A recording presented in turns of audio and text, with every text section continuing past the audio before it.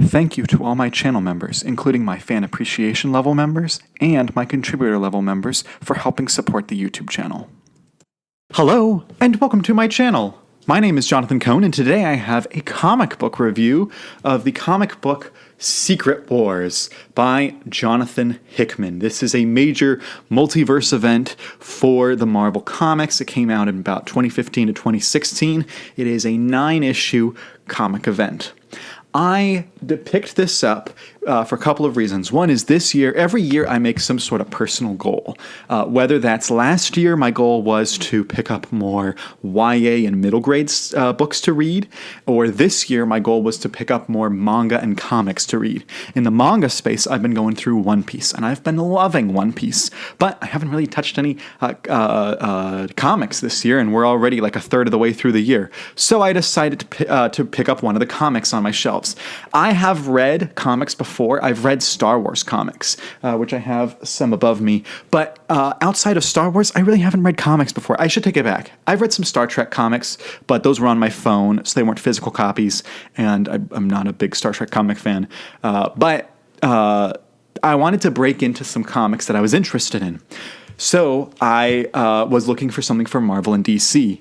And last year, during July, when Comic-Con happened, I don't know if you're watching this video, you probably are aware of the Robert Downey Jr. announcement, where they first brought out the Russos, announced that it was Doomsday in 2026, and then Secret Wars in 2027, and then they brought a bunch of Dooms on the stage, and then one of them came out the middle, took off the mask. It's Robert Downey Jr. It was a big event, big day.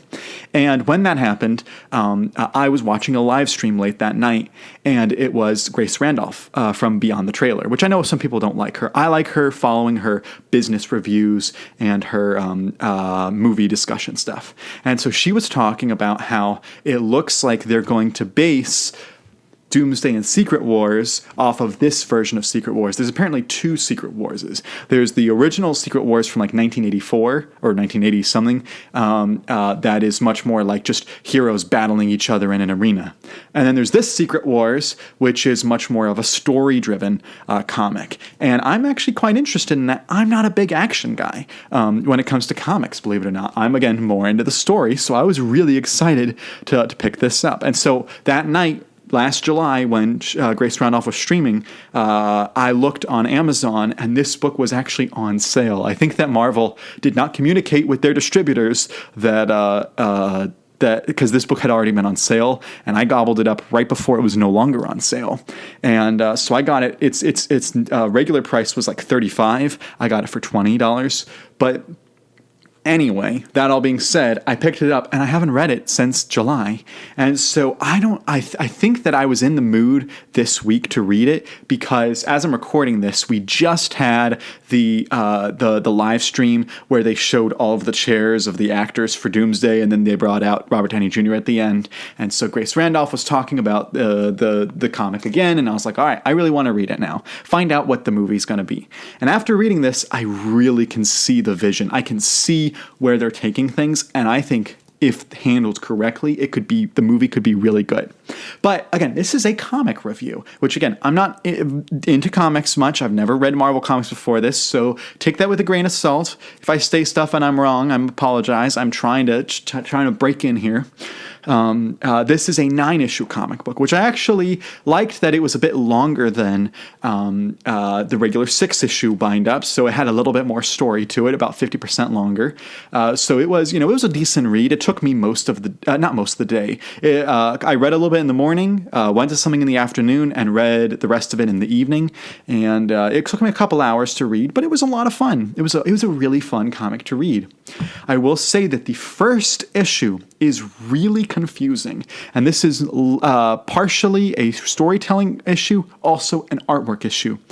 The premise of this book is that two worlds, the two universes, the Marvel universe at the time, the 616 universe, and the Ultimate universe are both about to collide because someone or something is causing them to collide, and the Avengers and all the Marvel heroes are told that in order to stop this, they have to go and fight each other. And then at the end of the issue, the worlds collide, and this new world, Battle World, is formed. And Battle World is run by Doom. Where Doom is not just the leader of this world, he is God. The mythos is that he created this world. And so he now controls it. And that is the premise of the book. And in the first issue, when all the heroes are supposed to be battling each other, I could not understand what was happening. I could not understand who was battling whom. I couldn't understand how are the worlds colliding. Is it like Manhattan up here and Manhattan down here, like hitting each other? Like how does that work? The visuals in the artwork just didn't make sense to me.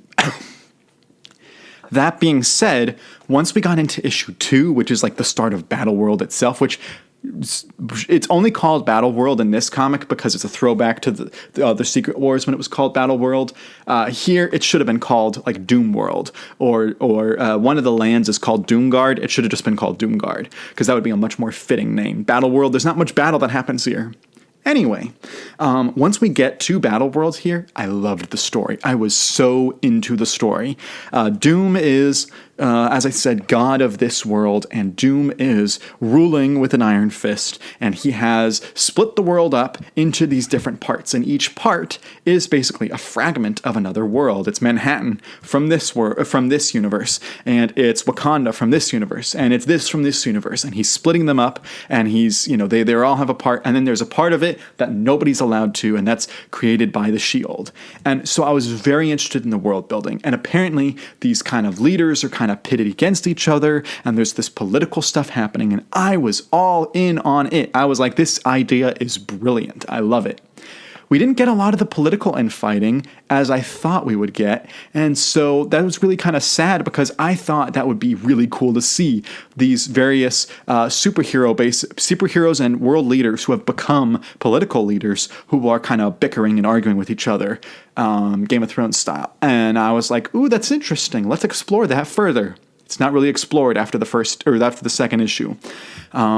Instead, the majority of the book is about the superheroes who survived the combining, who are basically awakened, and they are trying to stop Doom because he is ruling this world with an iron fist, and he's doing everything wrong, and they believe there's a way to gain everybody freedom and to bring all the worlds back and all that stuff.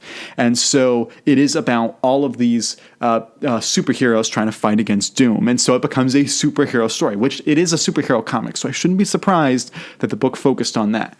I wanted that political Battle World storyline. I think we could have gotten it. I think that this could have been 12 to 15 issues long, and we could have, or even longer even, maybe even do like the Star Wars Darth Vader comic that was like 25 issues. Maybe it could have been that long.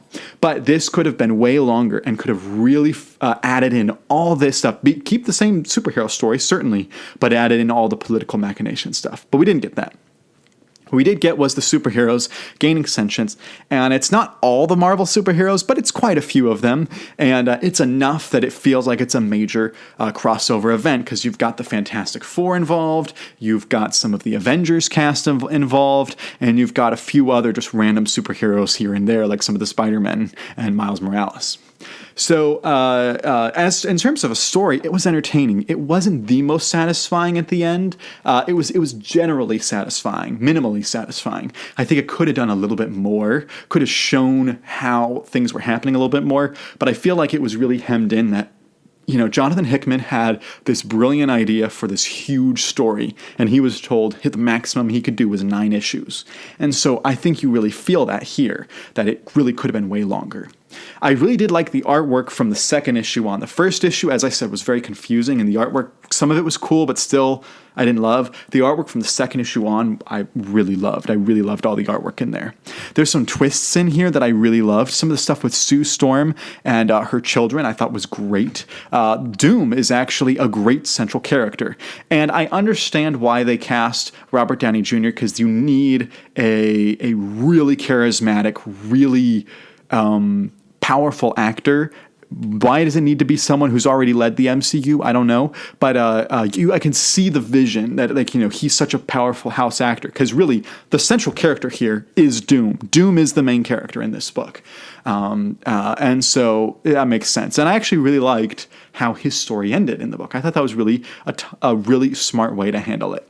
So this, without getting into spoilers, I'll say the twists, who was behind certain stuff, how they stopped Doom, because they have to stop Doom at the end, was actually really fascinating, and I really liked that part of the book. So even though I had, quite a few criticisms of the book, I actually quite enjoyed it as my first Marvel comics. I am much more interested in reading bind-ups than I am of reading individual issues, and I'm also not really interested in reading on digital comics. So people are like, oh, you should just get Comixology. I'm not interested in reading digital comics. If I read anything, I want it to be physical copies. And so if I find these at used bookstores, some comics that are reasonable price and look appealing to me, I might pick them up. But yeah, I had a good time with this. I'm going to give it like a 7.5 out of 10. It could have been better if it was longer, if it could have fit more stuff in, and if that first issue wasn't so dang confusing. But after that, yeah, I really enjoyed the book. Let me know what you thought of Secret Wars. Are you excited for the movies, Doomsday and Secret Wars? Let me know those thoughts in the comments section down below. And until next time, I'm Jonathan, and thank you for watching.